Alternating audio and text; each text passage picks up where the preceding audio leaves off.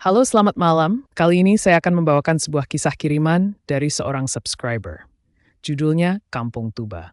Sebelum kita masuk ke ceritanya, jangan lupa tekan tombol like dan subscribe channel ini. Nyalakan juga lonceng notifikasinya supaya kamu tidak ketinggalan cerita-cerita baru dari channel ini. Kalau kamu ingin membaca cerita ini langsung, nanti linknya akan saya sertakan di kolom deskripsi. Dan sekarang, mari kita simak kisahnya. Kampung Tuba. Perkenalkan, namaku Rian. Cerita ini terjadi pada tahun 2017, saat aku masih duduk di kelas 1 SMA. Aku bersekolah di salah satu SMA ternama di kota terbesar di Sumatera Barat. Pengalaman ini bermula saat sekolahku mengadakan acara tahunan bernama Live In. Live In adalah kegiatan di mana siswa tinggal beberapa hari bersama orang tua asuh di desa, agar kami bisa merasakan langsung kehidupan masyarakat pedesaan yang serba terbatas. Sekolahku sudah bertahun-tahun bekerja sama dengan desa ini, jadi mereka sudah terbiasa menerima siswa-siswa yang datang setiap tahunnya. Kampung ini sendiri tidak terlalu terpencil, tapi masih banyak kebun dan hutan di sekitarnya. Mayoritas warganya bekerja di luar negeri sebagai TKI atau merantau ke kota-kota besar. Itulah sebabnya jarang sekali ada anak muda yang menetap di sini setelah lulus sekolah. Awal kedatangan hari Selasa, kami berangkat dari sekolah menggunakan bus yang disewa khusus. Setibanya di desa, kami dibagi menjadi kelompok-kelompok kecil. Satu rumah akan dihuni oleh 2 siswa. Aku sendiri ditempatkan bersama Maya, anak IPA yang sebenarnya tidak begitu dekat denganku. Beberapa temanku beruntung mendapatkan rumah asuh yang besar dan nyaman. Bahkan ada yang ber-AC dan memiliki Wi-Fi. Tapi nasibku tidak sebaik itu. Aku dan Maya tinggal di rumah seorang janda tua bernama Bu Asih. Rumahnya kecil dan sederhana, bisa dibilang tidak layak untuk ditinggali bertiga. Bu Asih tinggal sendirian karena kedua anaknya merantau. Di depan rumahnya ada sebuah warung makan kecil yang ia kelola. Letaknya berada di pinggir jalan utama desa, jadi kalau siang hari cukup ramai. Tapi kalau malam, sepi sekali. Kami tidur di ranjang kayu dengan kasur tipis. Lampunya berwarna oranye redup, memberikan suasana remang-remang yang terasa semakin mencekam. Kamar mandinya pun tidak memiliki lampu, berada di belakang rumah dengan pemandangan kebun yang gelap. Jujur, aku merasa sedikit sedih dan kurang nyaman. Peringatan Bu Asih. Saat pertama datang, Bu Asih menyambut kami dengan ramah. Ia bahkan sudah menyiapkan makan dan minum untuk kami. Ketika kami sedang menikmati hidangan, tiba-tiba Bu Asih berkata, "Dek, kalau bawa uang, gulung dulu dan ikat pakai karet ya." Sambil berkata begitu, ia menyodorkan beberapa karet gelang. Aku yang tidak mengerti hanya bertanya polos, "Memangnya kenapa, Bu?" "Biar aman, supaya nggak dicuri," jawabnya santai, tetap mengunyah onde-onde. Mendengar kata dicuri, Maya yang tadinya tenang tiba-tiba tampak tegang. "Bu, maksudnya pencuri? Atau?" tanyanya dengan ragu. Bu Asih menatap kami sebentar sebelum menjawab, "Iya, tapi pencurinya nggak kasat mata." Jujur, aku masih belum paham maksudnya. Tapi Maya yang sudah lebih dulu mengerti, langsung mencengkeram tanganku dengan kuat. "Rian, ngerti nggak maksudnya? Pencuri yang nggak kasat mata itu tuyul," bisik Maya panik. Aku terdiam. Awalnya aku tidak percaya, karena di tempat tinggalku, aku sama sekali tidak pernah mendengar cerita tentang tuyul atau hal-hal gaib seperti itu. Kisah mistis kampung ini. Malam harinya, setelah maghrib, Bu Asih kembali mengajak kami makan malam. Di sela-sela makan, ia mulai bercerita tentang kampung ini. Katanya hampir semua warga di sini memiliki peliharaan. Bukan peliharaan biasa, tapi tuyul, genderuwo, pocong, bahkan ada yang berbentuk macan putih. "Meskipun warga sini rajin salat, masih banyak yang musyirik, Dek," kata Bu Asih sambil memainkan sendok di tangannya. Aku dan Maya hanya bisa diam mendengar ceritanya. Ada yang sampai rela mengorbankan istri sendiri demi pesugihan, lanjutnya dengan suara pelan, hampir seperti berbisik. Aku dan Maya saling bertukar pandang. Kata-kata Bu Asih barusan terasa begitu mengerikan. Tak lama, Bu Asih meminta kami untuk meletakkan piring bekas makan di dapur. "Kalian duduk dulu di depan TV ya. Tunggu ibu beresin semuanya," katanya. Kami mengangguk dan segera menuju ruang tamu. Kematian misterius.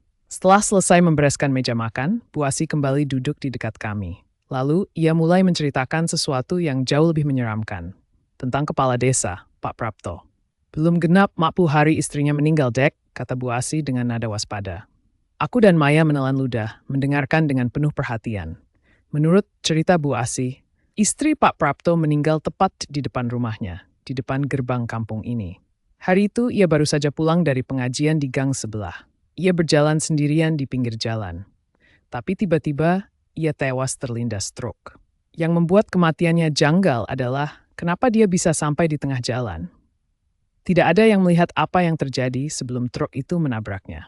Saat ditemukan, jasadnya sudah hancur mengenaskan. Menurut beberapa warga, ada yang bilang bahwa ini bukan kecelakaan biasa. Ada sesuatu yang menariknya ke jalan. Ketika pulang ke rumah, Bu Asi diceritakan bahwa tadi siang istri Pak Prapto terlindas truk di depan rumahnya. Ada warga yang mengatakan bahwa Bu Prapto menjadi tumbal suaminya sendiri. Memang, seminggu setelah meninggalnya Bu Prapto, Pak Prapto terpilih menjadi kepala desa. Padahal banyak warga yang tidak menyukainya. Entah mengapa dia bisa terpilih. Setelah meninggalnya istri Pak Prapto, malam harinya Bu Asih tidak bisa tidur. Ia tidak mengerti apa yang membuatnya gelisah. Tiba-tiba ia mendengar seseorang mengetuk pintu. Suara itu terasa tidak asing. Bu Asih bergegas membukanya, namun tidak menemukan siapapun di luar. Baru beberapa langkah meninggalkan pintu, suara ketukan kembali terdengar, diiringi suara lirih dari luar. "Mbak Asih, tolong aku." Bu Asih terkejut. Suara itu terdengar seperti suara Bu Prapto. Ia takut, tetapi rasa penasarannya lebih besar. Akhirnya, ia mengintip dari balik tirai jendela. Benar saja, ia melihat sosok Bu Prapto dalam keadaan mengenaskan. Wajahnya hancur dan berdarah-darah. Bu Asih bergidik ngeri. Kejadian aneh seperti itu bukanlah hal baru di desa ini. Sudah sering terjadi kecelakaan tidak wajar di depan rumahnya.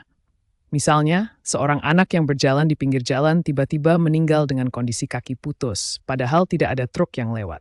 Pernah juga siang hari, warga berteriak minta tolong karena ada orang yang meninggal tiba-tiba di depan warung, padahal ia tidak sakit atau mengalami kecelakaan.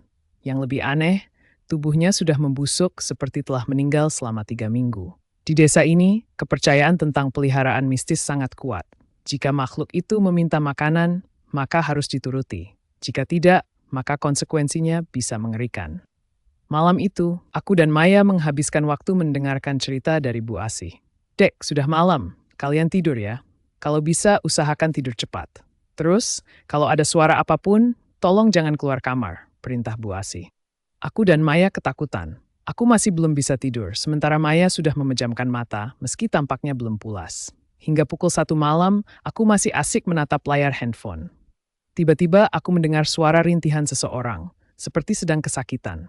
Awalnya lirih, tapi lama-kelamaan suara itu terdengar semakin dekat, seolah berada di depan kamarku. "Bu Asih," panggilku lirih. Aku beranjak hendak melihat apa yang terjadi, tetapi tiba-tiba Maya menarik tanganku. "Jangan," bisiknya, membuat jantungku hampir copot. "Itu suara Bu Asih, Maya," bisikku kembali. "Itu bukan Bu Asih," jawab Maya dengan mata penuh ketakutan. Aku mengabaikan peringatannya. Perlahan, aku membuka pintu. Di luar kamar, aku melihat seseorang berjongkok dengan wajah tertutup tangan. Dengan hati-hati, aku berjalan mendekat. "Bu Asih," panggilku lagi. Orang itu perlahan mengangkat wajahnya. Aku langsung membeku. Wajahnya hitam legam, keriput, matanya merah menyala, dan senyumnya memperlihatkan gigi hitam yang menyeramkan. Tangannya menjulur ke arahku, seolah hendak menarik kakiku. Dengan refleks, aku berlari kembali ke kamar dan banting pintu. Makhluk itu mulai menggedor-gedor pintu dengan keras. Aku dan Maya semakin ketakutan. Maya menangis terisak, dan aku pun ikut menangis. Pintu kamar tampak berusaha dibuka dari luar. Aku berpegangan erat pada Maya. Saat pintu terbuka, aku hampir pingsan. Ternyata itu Bu Asih. "Ada apa, Dek? Kok kalian menangis?" tanya Bu Asih khawatir. Kami berdua masih menangis tanpa bisa menjawab. "Sudah, kalian tenang dulu. Ibu sudah mengusir makhluk itu, kurang ajar. Siapa yang berani mengirim peliharaannya ke sini?" ucap Bu Asih geram. "Bu, saya mau pulang," kata Maya sambil terus menangis. Aku kasihan pada Maya. Aku tahu siapa yang memelihara makhluk itu, tetapi jika aku menyebutkan namanya, aku takut malah disalahkan oleh orang tuaku. Aku juga tahu bahwa ini bukan salah kami. "Sudah Maya, kita di sini cuma 4 hari kok. Sabar dulu ya," hiburku. Maya tetap menangis. Aku mencoba menenangkannya. Akhirnya kami berdua tertidur karena kelelahan. Keesokan paginya, kami mengikuti kegiatan senam dan bersih-bersih desa. Aku tidak satu kelompok dengan Maya. Kelompokku terdiri dari Mutia, Lutfi, Ayub, Dinar, dan Faros. Kami ditugaskan membersihkan kantor kepala desa. Saat istirahat, Gilang tiba-tiba berkata, "Tadi malam aku nggak bisa tidur nyenyak. Tiap kali merem, rasanya kepalaku seperti dilus-elus." Pas buka mata, nggak ada siapa-siapa. Ih, serem, saut Mutia. Syukurin kamu, timpal Dinar. Aku hanya diam. Rasanya ingin bercerita, tapi aku takut. Tiba-tiba terdengar suara keras dari atap kantor kepala desa. Kami semua berdiri, terkejut. Sebuah kelapa tua berwarna coklat jatuh dari atas. Awalnya kami menganggap itu biasa saja, tapi di sekitar sini tidak ada pohon kelapa. Kami langsung lari meninggalkan tempat itu. Dalam perjalanan pulang, kami mendengar pengumuman dari masjid, Innalillahi wa ilaihi raji'un, telah berpulang ke rahmatullah Bapak Parmin bin Parjo. Aku terkejut. Bukankah tadi siang aku masih melihat Pak Parmin di kantor kepala desa? Ia masih sehat-sehat saja. Kenapa tiba-tiba meninggal? Malam harinya, Bu Asih pergi melayat. Aku dan Maya tinggal di rumah. Maya pergi sebentar ke rumah teman, meninggalkanku sendirian. Aku menyalakan TV untuk mengusir kesunyian. Saat sedang asik bermain handphone, tiba-tiba ada yang mengetuk pintu. Aku beranjak membukanya, tapi tidak ada siapa-siapa. Aku buru-buru menutup pintu, tetapi TFC Hafta dengar, kali tenis suara manusia. Assalamualaikum. Aku mengenali suara itu. Suara Pak Prapto. Untuk apa dia ke sini? Bukankah warganya sedang berduka? Aku membuka pintu, tetapi tidak ada siapa-siapa. Jantungku berdegup kencang. Aku membanting pintu dengan keras dan kembali duduk di depan TV. Beberapa menit kemudian, pintu terbuka sendiri. Aku tidak berani menoleh. Aku mendengar langkah kaki mendekat. Dengan keberanian yang tersisa, aku menoleh perlahan. Yang kulihat bukan Bu Asih. Makhluk itu kembali dengan wajah hitam legam, mata merah, dan senyum mengerikan. Aku tidak ingat apa-apa lagi setelah itu. Saat sadar, aku sudah dikelilingi oleh Bu Asih, Maya, dan beberapa teman lainnya. Badanku panas, dan aku masih gemetar ketakutan. Aku terbangun dengan tubuh terasa begitu lemas. Aku mencoba mengangkat badanku, tapi suara seseorang menghentikanku. Jangan bangun dulu, Dek. Tiduran saja, ucap Bu Asih, menahan gerakanku. Aku mengerjap, mencoba memahami apa yang terjadi. Di sampingku, Maya duduk sambil menangis. Ada apa ini? Mei, kok badanku lemes banget? Tanyaku lemah. Tapi Maya hanya diam, air matanya terus mengalir. Aku mengingat-ingat kejadian terakhir sebelum aku pingsan. Bayangan seorang nenek tua yang menyeramkan melintas di benakku. Sebelum aku sempat bertanya lebih jauh, Pak Ilham, Ustadz di kampung ini, berbicara. Karena Andin sudah sadar, sekarang kita semua bisa kembali ke tempat masing-masing. Biar Bu Asih dan Maya yang menemani Andin. Pak, saya ikut teman-teman saja. Tangis Maya menggenggam tangan Pak Ilham erat. Pak Ilham tersenyum lembut. Sebagai teman yang baik, sebaiknya kamu menemani Andin di sini ya. Kalau kamu pergi, sudah ada Bu Asih yang menemani. Maya menggeleng keras. Ini baru 2 hari di sini, tapi rasanya sudah menyiksa. Aku telepon papa aja biar dijemput. Tangisnya semakin menjadi-jadi. Aku menarik tangannya sebelum dia bisa menghubungi ayahnya. Mei, jangan egois. Maya menatapku tajam. Aku harus mikirin kita semua, sekolah kita. Kenapa harus aku? Kalau aku mati jadi tumbal di kampung ini gimana? Aku membeku. Kamu ngomong apa sih, Mei? Dari awal aku di sini, aku udah yakin. Kampung ini penuh tumbal. Semua warganya saling menumbalkan keluarga atau saudaranya. Dan asal kamu tahu, anak-anak Bu Asih itu bukannya merantau. Mereka semua dijadikan tumbal. Aku menoleh ke Bu Asih. Wajahnya tegang, rahangnya mengatup kuat. Kamu jangan asal bicara, bentaknya. Maya menatapnya tajam, penuh kebencian. Saya nggak asal bicara. Anak-anak ibu meninggal karena jadi tumbal bapaknya sendiri. Suami ibu juga meninggal karena nggak bisa kasih tumbal lagi. Suasana hening. Aku tidak percaya dengan apa yang baru saja kudengar. Maya, pergi dari rumah ini. Jangan pernah kembali, seru Bu Asih. Suaranya bergetar oleh amarah. Maya terdiam sejenak, lalu bangkit dengan tatapan penuh dendam. Saya jijik melihat kalian semua, seolah-olah nggak bersalah. Saya yakin sebenarnya yang punya pesugihan tumbal itu ibu. Bu Asih menegang, matanya penuh amarah. Jangan salahkan aku kalau ada sesuatu yang terjadi padamu.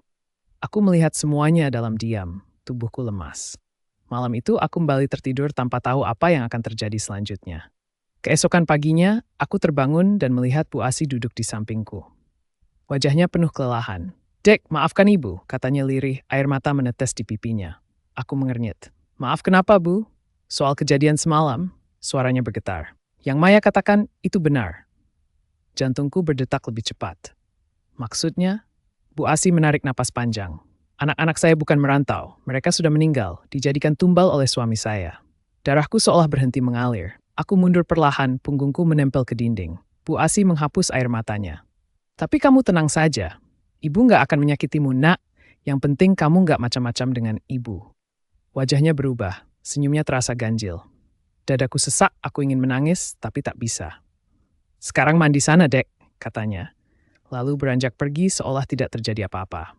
Hari itu terasa begitu panjang. Aku mencari Maya di antara kerumunan teman-teman yang berkumpul untuk evaluasi kegiatan, tapi dia tidak ada. Aku bertemu Ines, teman sekelasku. Ines, Maya di mana? Tanyaku. Andin, kamu udah sembuh? Kamu nggak tahu ya? Maya kesurupan dan demam semalam, jadi dia dibawa pulang ke rumahnya. Ines tersenyum, tapi aku hanya bisa menatapnya kosong. Maya? Kesurupan? Aku hampir jatuh saking terkejutnya. Kenapa semua ini terasa semakin aneh? Aku tidak tahu lagi siapa yang bisa kupercayai. Hari itu aku memutuskan untuk menginap di rumah Mutia dan Lutfi. Aku tidak mau menghabiskan malam di rumah Bu Asi lagi. Rumah itu sudah terlalu menakutkan bagiku. Pukul 5 sore, kami sampai di rumah Mutia. Kami mandi, syalat maghrib, lalu membaca Al-Quran. Aku merasa lebih tenang di sini. Tapi kemudian handphoneku bergetar berkali-kali. Ada panggilan tak terjawab dari Bu Asi dan teman-teman di kampung sebelah. Sebuah pesan masuk. Dek, di mana? Ibu khawatir. Aku menggigit bibir. Khawatir atau takut kehilangan tumbal, aku memilih mengabaikannya. Aku baru saja memejamkan mata ketika Mutia mengguncang bahuku. Andin, bangun. Bu Asi dan Pak Ilham nyari kamu sampai ke sini. Aku terkejut. Jantungku berdegup kencang. Aku tak mau kembali ke rumah itu. Tapi Bu Asi datang, menangis seperti seorang ibu yang kehilangan anaknya. Tolong, Dek, pulanglah, bisiknya. Aku benci melihat wajahnya. Tapi entah kenapa, aku akhirnya luluh. Aku ikut pulang bersamanya. Malam itu aku makan bersama Bu Asi. Aku tidak tahu kenapa aku kembali. Aku hanya tahu aku ketakutan. Nanti tidurnya ibu temenin ya, katanya lembut. Aku hanya mengangguk. Malam itu aku tertidur. Dan dalam mimpi, nenek menyeramkan itu kembali muncul. Dia tertawa, suaranya menggema di telingaku. Aku mencoba berlari, tapi dia ada di mana-mana. Aku berteriak dan terbangun dengan tubuh basah oleh keringat. Bu Asi ada di sampingku, menatapku dengan khawatir. Siapa yang berani mengirimkan itu ke sini? Gumamnya. Aku terdiam. Malam ini untuk pertama kalinya aku sadar, mungkin aku salah menilai Bu Asi. Tapi apakah benar dia bisa dipercaya? Aku tidak tahu lagi. Dan aku takut mengetahuinya. Namun yang aku tahu dia perempuan. Hai, namun ku dengar orang-orang menyebut nama Mbak Tutik. Aku ingin muntah dan pingsan kala itu melihat kecelakaan tragis seperti itu. Bu Haji mengajakku masuk ke dalam rumah. Bu, Tuti itu siapa? Tanyaku. Itu sekretarisnya Kades, Pak Prapto. Kemarin istrinya, terus Joko pegawai kantor desa, Pak Parmin tukang kebun kantor Kades, dan sekarang Mbak Tuti sekretarisnya. Dia memang kejam, Dek, jawab Bu Haji. Aku tercekat. Segera aku ceritakan semuanya kepada Bu Asi. Asik, dari tadi aku di warung, nggak dengar ada suara tabrakan. Tapi kok aneh sih, Tuti itu bisa hancur badannya? Ucap Bu Asi tampak heran. Aku mual mengingat kejadian itu. Sekarang ini kamu yang diincar sama Prapto, Dek. Aku yakin itu. Beberapa kali kiriman dia menyerangmu, lanjut Bu Asi sambil menatapku tajam. Lemas langsung badanku. Apa salahku sampai mau dijadikan tumbal? Sumpah aku benci banget sama Pak Prapto. Pengen aku bunuh duluan dia. Terus saya harus gimana, Bu? Saya takut, ucapku dengan suara gemetar. Tenang, nanti kamu saya bantu, jawab Bu Asi dengan penuh percaya diri. Aku jadi merasa bersalah dengan kebencian dan tuduhan burukku. Ternyata sore itu, Bu Asi menyiapkan sajen. Di meja makan ada sesajen dengan darah ayam. Dek, ibu harus minta darahmu buat mengusir peliharaan Pak Prapto, ucap Bu Asi. Terus caranya gimana, Bu? Sobek sedikit pakai pisau ya. Sedikit kok, yang penting darah kamu keluar, jawab Bu Asi. Aku pun mengikuti perintahnya. Bu Asi menyalakan dupa dan aku harus duduk di meja itu tepat di depan sesajen. Di depanku, menyan menyala bersama darahku dan darah ayam. Dek, ibu mau melayat ke rumah Mbak Tutik. Adik di rumah dulu ya, pamit Bu Asi. Tapi Bu, saya takut. Saya benar-benar takut. Kamu aman kok. Kamu harus duduk di sini terus sampai saya pulang. Jangan kemana-mana ya, Dek. Jangan pernah tinggalkan sesajen ini kalau kamu masih mau hidup. Tapi kalau saya mau salat maghrib, gimana, Bu? Kamu pengen mati? Bu Asi melotot. Aku hanya menggeleng dan menangis. Nurut ya, Dek, ucap Bu Asi sambil mengelus kepalaku dengan lembut, lalu pergi. Azan maghrib berkumandang. Tiba-tiba terdengar suara ketukan di pintu. Aku tidak berani beranjak. Bu Asi sudah berpesan agar aku tidak membuka pintu jika ada yang bertamu.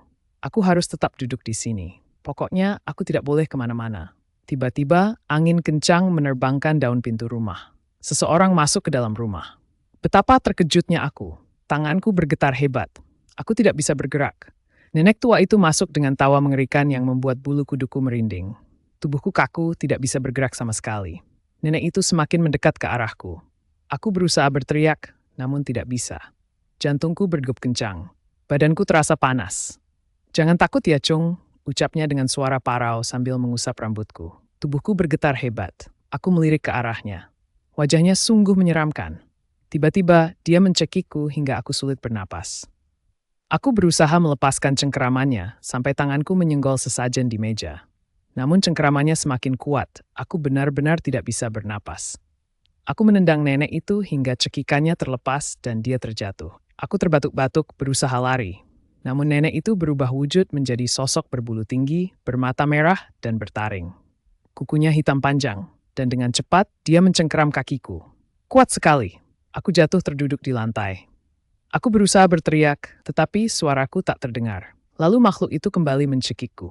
Aku merasa tubuhku semakin lemas, namun tiba-tiba terdengar teriakan lantang. "Cukup, berhenti!" Seseorang berteriak sambil masuk ke dalam rumah. Betapa terkejutnya aku.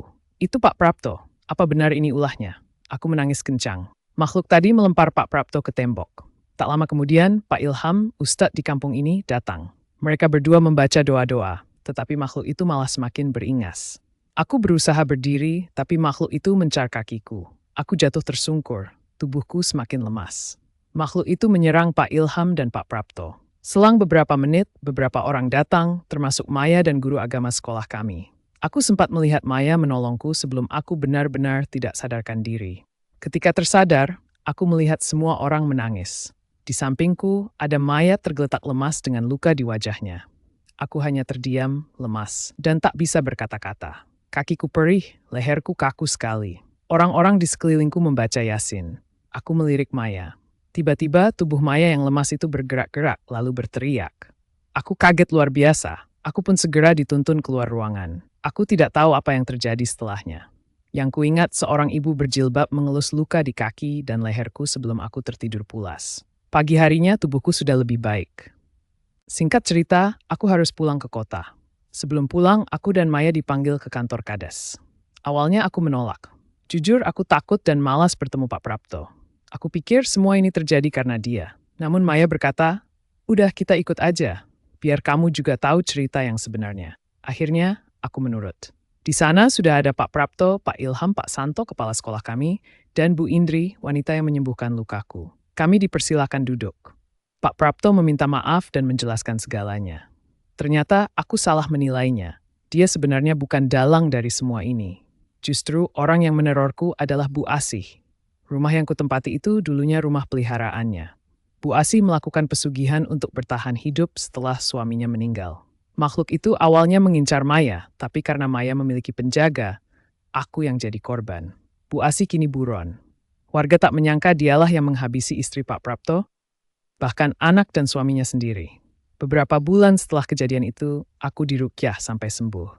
Namun Bu Asih masih sempat mengirim pesan, "Adik di mana? Ibu kangen." 2 hari kemudian, pesan kedua masuk. Hanya suara tawa panjang. Karena takut, aku langsung mengganti nomor. Kini, rumah di depan gang kampung itu telah berubah menjadi masjid. Tidak ada lagi sosok bernama Bu Asih. Begitulah kisahku. Semoga bisa menjadi pelajaran bagi kita semua.